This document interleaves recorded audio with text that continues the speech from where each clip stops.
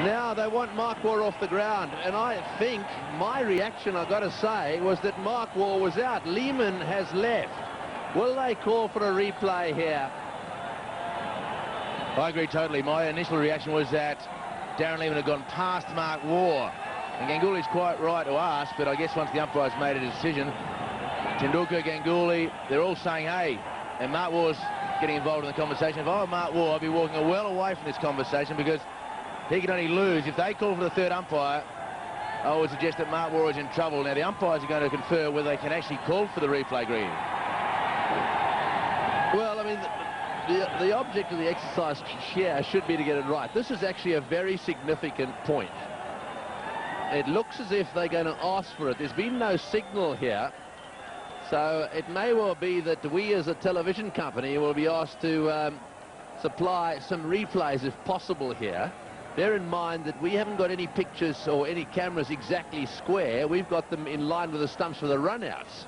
And this is where sometimes it's just a little bit unfair, where we're expected to be the adjudicator here. This could be significant, as David Hooks pointed out. He did say that if Lehmann was joined by a new batsman, well, then it could make a bit of a difference. And Mark Waugh, however, is still out there. Now then, did they cross? Now, you've got to get two things. You've got to bear two things in mind here. Where were the batsmen at the time the bails were taken off? So here we go. Waugh says no. Waugh, oh, he does go past him. He does go past him. Well, just looking at that replay, I would say Waugh went past him. This could be interesting. Lehmann may have to come all the way back out here. Waugh was adamant, said, no, I didn't go past him.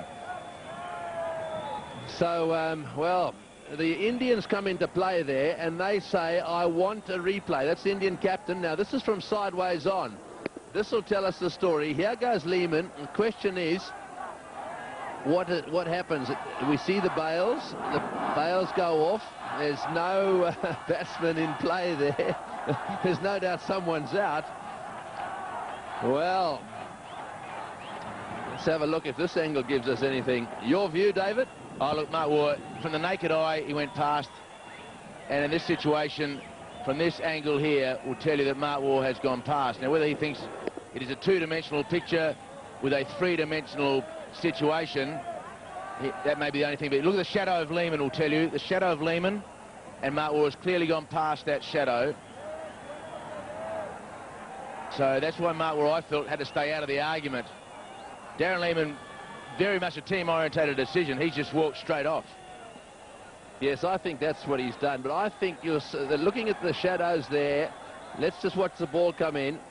This is going backwards. Now we've got to go forwards and just have a look to see exactly where they get to here. Now the ball's coming in. Watch the shadows. They equal there. And do they go on? A little bit further on. The ball's coming in. Mark Waugh now into a position where his legs come together. There's no doubt in my mind that Mark Waugh is the man out there looking at that angle. Very close, mind you. Well, pretty tough for the third umpire to make a definitive. With the angle of parallax law, I guess he had to make that decision, but it looked as though he'd gone past. And, well, Darren Lehmann has done the absolute right thing. He just scooted off the ground. We should mention also that the umpires in the middle didn't make the third umpire signal. Really, did they? They just picked up their walkie-talkies.